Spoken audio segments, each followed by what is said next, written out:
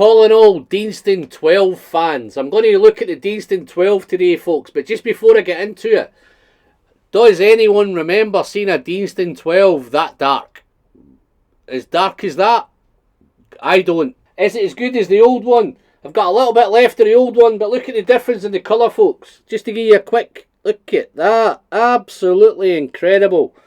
So, is it any good? Is it as good as the old one? Is it as good as I remember? Let's find out.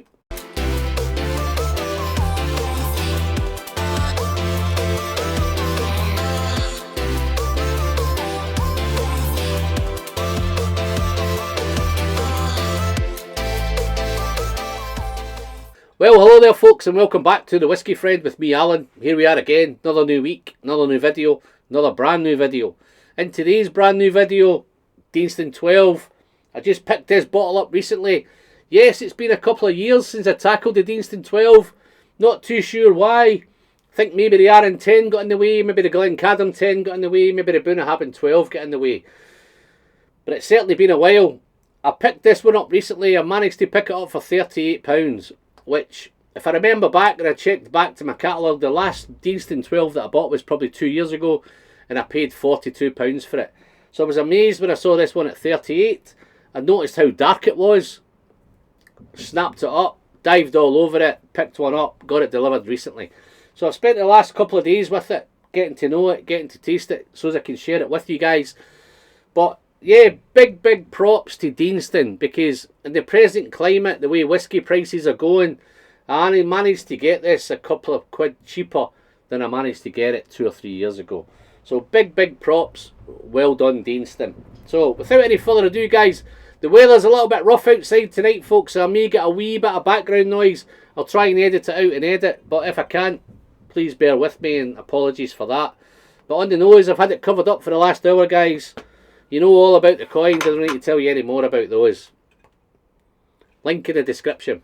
Let's do the colour first. Colour, beautiful, rich, dark, amber. Just running some legs down there, are some real nice, thick, beautiful legs coming down. And it's beading up quite nicely as well. So absolutely wonderful looking in the glass. Looks really enticing in the glass. Let's nose it and taste it. So on the nose, rich, floral, bright, lots of honey, lots of malty character, malty, cereal, biscuity, toffee, vanilla, all those ex-bourbon things that you would notice or you would expect. So there's no surprises here. The only thing I'd remember, going back to the previous ones that I had, where this seems a little bit different, it seems a little bit darker. Yes, it looks a little bit darker, but it actually noses a little bit darker. There's a little bit of musty, dusty character going around there. Maybe some dunnage, maybe something to do with that, but definitely toffee, vanilla, honey, all those usual things are there. A little bit of apple, a little bit of tropical fruit, but it's lovely nose. It's engaging, it's inoffensive, it's typical Deanston. If you're a Deanston fan, then you'll love it. This might be a different Deanston 12, guys, so I'm really interested to know in the comments if you've recently picked up a Deanston 12, particularly Deanston 12 lovers. Dive into the comments and let me know, has it changed? It certainly smells a little bit different. It still smells wonderful, it just smells darker and a little bit more interesting. So, let's taste it. Cheers, folks.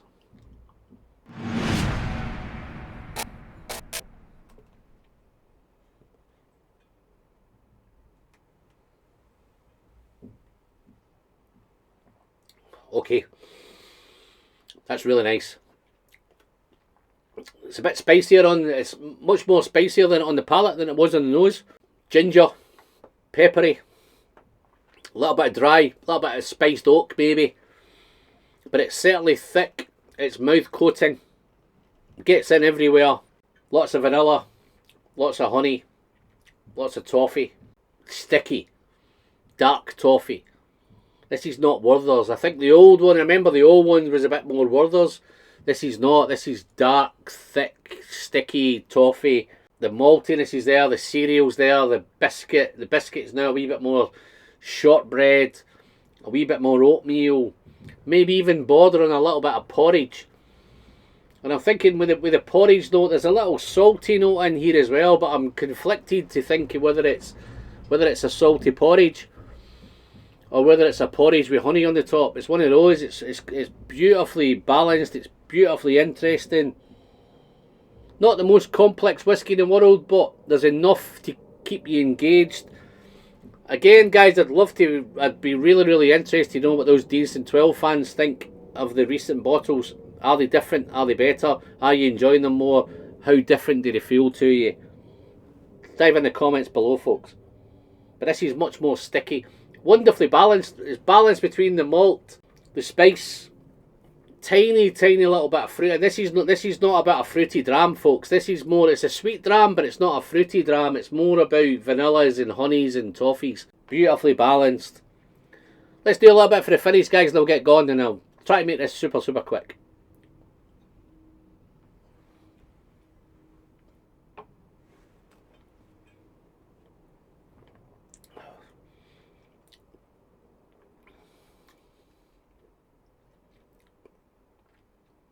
Dry, spicy, spiced oak.